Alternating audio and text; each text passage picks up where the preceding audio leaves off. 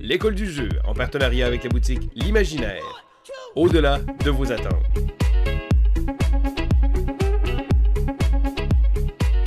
Bonjour les Wanabagos, c'est Vince de l'école du jeu et aujourd'hui je suis de retour avec ma chronique Pourquoi je n'aime pas. Dans cette chronique c'est très simple, c'est que je vais prendre un jeu qui est apprécié de façon générale, de façon globale par les joueurs et je vais vous expliquer pourquoi moi je n'aime pas ce jeu-là, pourquoi ça n'a pas fait la cote pour moi personnellement. Et le jeu que je vais vous parler aujourd'hui, c'est Anachronie. Et ce jeu-là a été d'ailleurs sélectionné par les membres de notre groupe Facebook, la salle de classe. Dans ce groupe Facebook-là, on va, dans le fond, moi, JP et Sylvain, partager différentes choses. Vous pourrez le faire aussi. Mais des fois, on va créer des sondages où on va poser des questions et vous pourrez participer à ces sondages-là ou répondre à ces questions-là pour nous permettre de pouvoir influencer le contenu vidéo que l'on va créer. Donc, si ça vous intéresse, à moins d'être un robot tueur de personnes qui veut anéantir le monde, de vous inscrire sur ce groupe-là, tapez dans votre barre de recherche Facebook la salle de classe, en parenthèse, l'école du jeu, et vous pourrez participer, vous faites une demande d'adhésion et vous pourrez participer une fois que vous avez été accepté de participer au contenu qui va pouvoir être influencé par vous. Donc aujourd'hui, je vous parle d'Anachronie grâce à eux.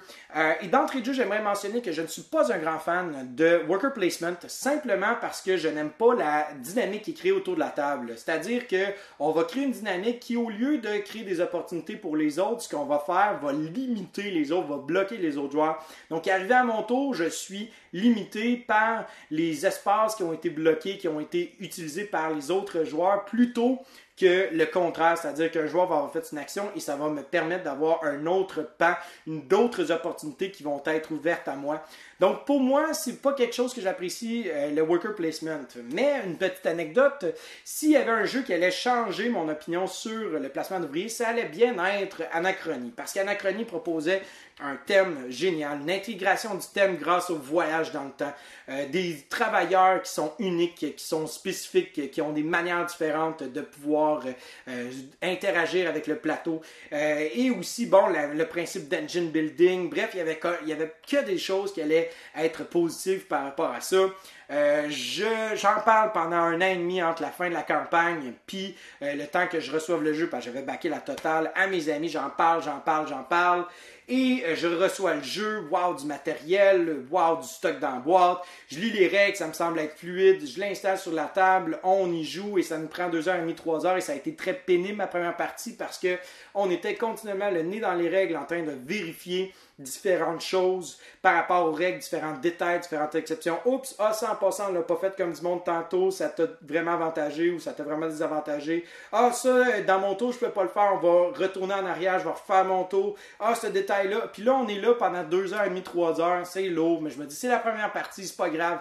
Je vais passer une deuxième partie beaucoup plus intéressante parce que je vais le savoir. Ma deuxième partie va nettement mieux, mais le gros problème de ma partie, c'est le fait que ça m'a pris 30 à 45 minutes installer tout, retourner tout dans la boîte. Donc là, moi, j'enrageais, je perdais patience après la boîte. Les autres autour de moi riaient puis en même temps pleuraient de me voir un peu en colère après un objet inanimé qui est une boîte de jeu. Donc là, je me dis, je vais aller m'acheter une solution de rangement. Je vais régler mon problème. Il n'y en aura plus. Je vais aimer Anachronie à partir de maintenant parce que j'aurais pu à me faire suer avec la mise en place et le rangement. Ça va être simple. Merci, bonsoir. Donc là, je m'achète la solution de rangement. Et ma troisième et ma quatrième partie n'ont vraiment pas, ont été un flop total. Et j'ai j'ai mis fin à mes jours avec ma relation avec Anachronie. Je l'ai échangé contre Food Chain Magnate qui est encore derrière dans ma bibliothèque que j'adore. Mais Anachronie n'a pas fait la cote pour moi. Pour plusieurs raisons. Donc la première, je parlais du système de voyage dans le temps.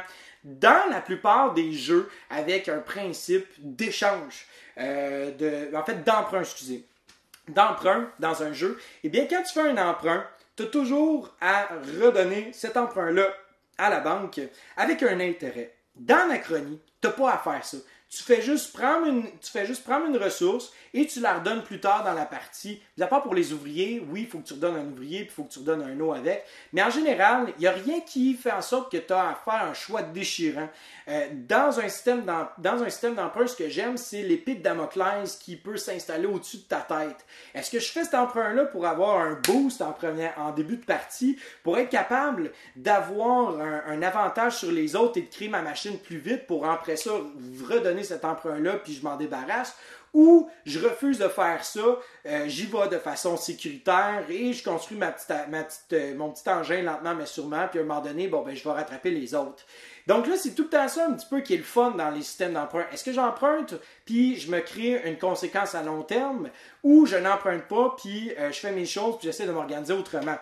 Dans l'Achronie, c'est sûr certain que je vais faire un emprunt. Il n'y a aucun doute. C'est sûr certain que je vais le faire et que ça va m'avantager parce que non seulement j'ai pas d'intérêt à payer, mais en plus de ça, à la fin de la partie, tu fais des points pour le nombre de choses que tu as empruntées. Donc, pourquoi ne pas le faire? C'est sûr certain que ça va être bénéfique. Puis moi, j'aime le fait qu'on a un choix déchirant par rapport aux emprunts. Dans l'Achronie, on n'a pas ce choix-là déchirant.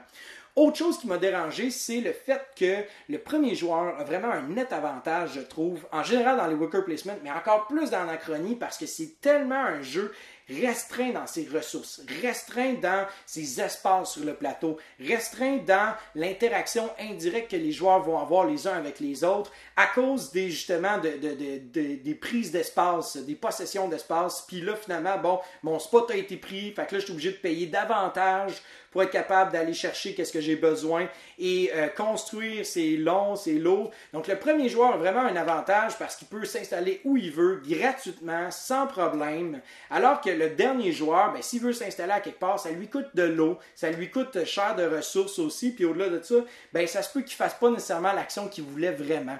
Donc, pour moi, vraiment, quand un jeu est incapable de pouvoir juste revirer la vapeur pour qu'on puisse donner un avantage aux autres joueurs, surtout dans un placement d'ouvriers qui font suite au premier joueur, ça cause problème. Je n'aime pas ça parce que justement, ce qui est créé par les autres joueurs, c'est une restriction plutôt que des opportunités. Je trouvais aussi que les bâtiments sont super spécifiques. Si j'ai pas le bâtiment qu'il y a là présentement sur le plateau, c'est sûr certain que je vais rusher pendant toute la partie.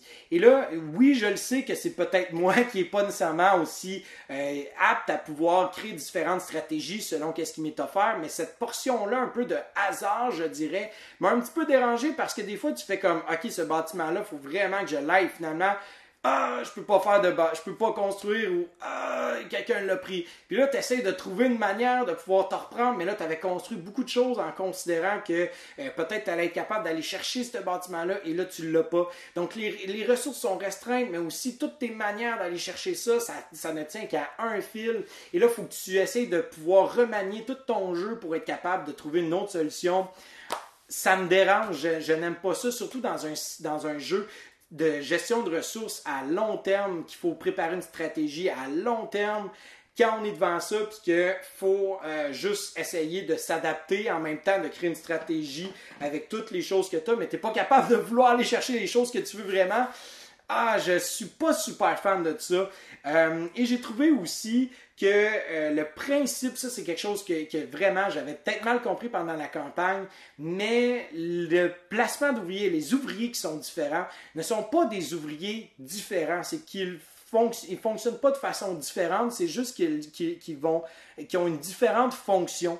C'est-à-dire qu'un ouvrier scientifique va pouvoir s'installer à un endroit alors qu'il ne pourra pas s'installer à un autre. Même chose pour ceux qui font de la construction et l'autre c'est un homme d'affaires. Il y a juste les genius qui peuvent aller un peu partout. Donc là, évidemment, tu as aussi une course à genius pour le recrutement. Donc pour moi, je trouve que c'est lourd à un moment donné quand tu fais juste essayer de courir, non seulement après les bâtiments que tu veux, mais aussi pour les ouvriers que tu veux.